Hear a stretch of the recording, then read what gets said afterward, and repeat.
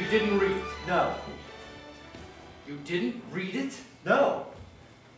You didn't read the book? No. You didn't read the book? No.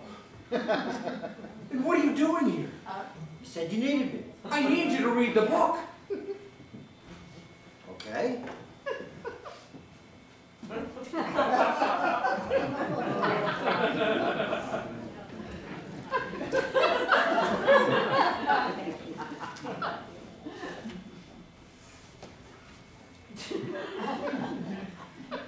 What are you doing? Reading the book. You're reading the book. Yes. You don't have time to read the book.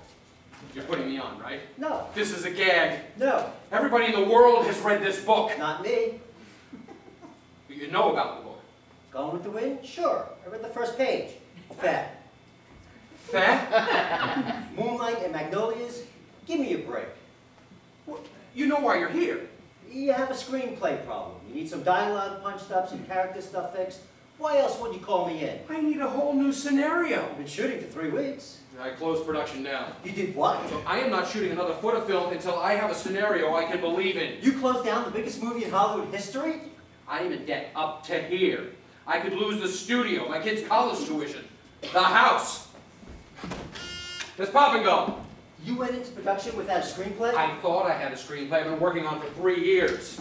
Yes, Mr. Selznick. Is Fleming here yet? No, Mr. Selznick. We sent the car for him, right? Yes, Mr. Selznick. The studio car? Yes, Mr. Selznick. And he's not here yet. No, Mr. Selznick. Did it get there? Half an hour ago, I checked personally. With a phone call? Yes, Mr. Selznick. That you made yourself? Yes, Mr. Selznick. To his house? Yes, Mr. Selznick. Where he lives? Yes, Mr. Selznick. I want him in here the moment he arrives. Yes, Mr. Selznick. Does Q-Core agree to closing the movie down? George Cukor is no longer the director of Gone with the Wind. You fired him? Last night. Hey, it's my picture, it's my movie, I can do whatever the hell I want. He's your best friend. You think that made it any easier? Your kids call him Uncle George. Thank you. Uncle George! Then May I okay this? Louis B. Mayer only has 50% of this movie. I'm in creative control. He gets all the half the profits, I get all the ulcers. But you don't have a screenplay. But I've got you. I didn't read the book. It's saying that, will you? I didn't read the book. Everybody on the face of the planet has read this book. I read the first page. This novel, for your information, is the biggest sensation in publishing history. It is about a nation torn in two, an entire civilization who has to decide between the modern world and its past. The heroine is Scarlett O'Hara, who I can't believe you don't know, since I've been looking for an actress to play this part for the past couple of years. Give me 20 seconds. Yes, Mr. Selznick. A memo to wardrobe. I am not happy with Miss Lee's red dress. She's got a pair of boobs on her. Let's make sure we get a good look at them. More cleavage. More cleavage. Yes, Mr. Selznick. And any sign of Fleming yet? No, Mr. Selznick. Scarlett, yes. Fight to rebuild Tara. Just as the readers had to find a way to keep going through the Depression. Tara? Mm-hmm. Had a hopper on line 1, Mr. Selznick. Yes, hello, Hedda. No, closed down Gone with the Wind after only 2 weeks. I don't know where you get your information from. Luella Parsons on line 2, Mr. Selznick. Yes. Oh, that's the most ridiculous thing I ever heard. Closing down Gone with the Wind. Where did you hear that? That's the most ridiculous thing I've ever heard. Ed Sullivan on line 3, Mr. Selznick. What? Trouble with Gone with the Wind? You would be the first person I would call if anything like that ever happened, Sully. Yes, I have to go.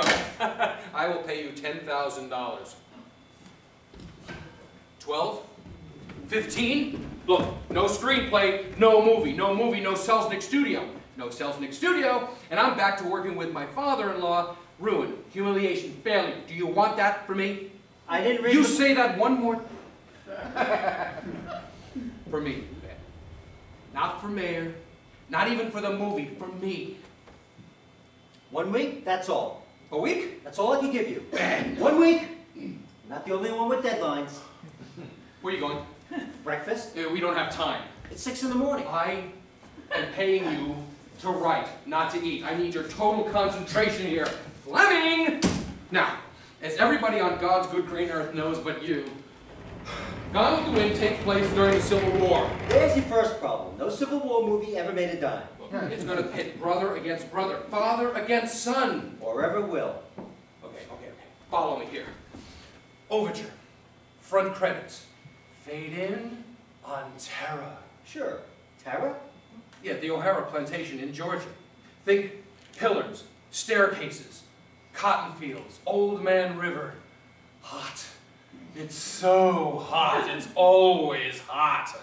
Ah, but Jesus! Land, land, land! 'Tis the only thing that lasts. Do you hear me, lad? Land, land, land! David? Gerald O'Hara, Scarlett's father. Her mother, Ellen Robillard O'Hara, mistress of terror. Très aristocratique, très elegance. Trey, early in the day for this. Look, her mother is the only person Scarlett's ever been afraid of. Scarlett herself, beautiful, spoiled, tiny feet, flawless skin, a laugh that cares for no one. Ha ha ha! Why, fiddly-dee! Boy, Vasmir. Okay, the men. Think spurs, boots, buttons, cravats, every one of them desperately in love with Scarlett. Yes, but she has nothing in her pretty little head but dreamy old Ashley Wilkes. Ashley? Proud, cultured, Europe, Mozart, books, the oboe, mezzotint. No spurs. Yeah. Okay. All right, you get the main characters. When the movie opens, Scarlett is convinced that Ashley is about to declare his love for her. When she discovers he's going to marry Melanie Hamilton, his own cousin. Is that legal? Okay. She's always thought that Ashley would one day be hers. When she hears the news, she figures it has to be a mistake. A terrible, terrible mistake.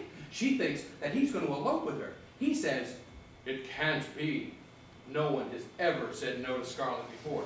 She argues, it can be. It can't be. It can't be. It can't be. It can't be. I get the idea. All right, you're going to love this. Ashley leaves, and unknown to both of them, the charming but ruthless Rhett Butler has heard it all. Rhett Butler? Yeah, think Clark Gable, that's all you need to think about. She's mad at him for eavesdropping, but he laughs in her face. Ha? Ha ha. Ah. Stung by Ashley's rejection, she marries Charles Hamilton, Melanie's brother, and the first boob who just happens to come along after getting the old heave-ho from Ashley, who is far too noble to walk out on Melanie, even though we suspect he's got the hots for Scarlett, but in short order has a child by him. By Ashcroft. Ashley, no, Hamilton. But don't worry about him. He's about to get himself killed. The war's broken out by now?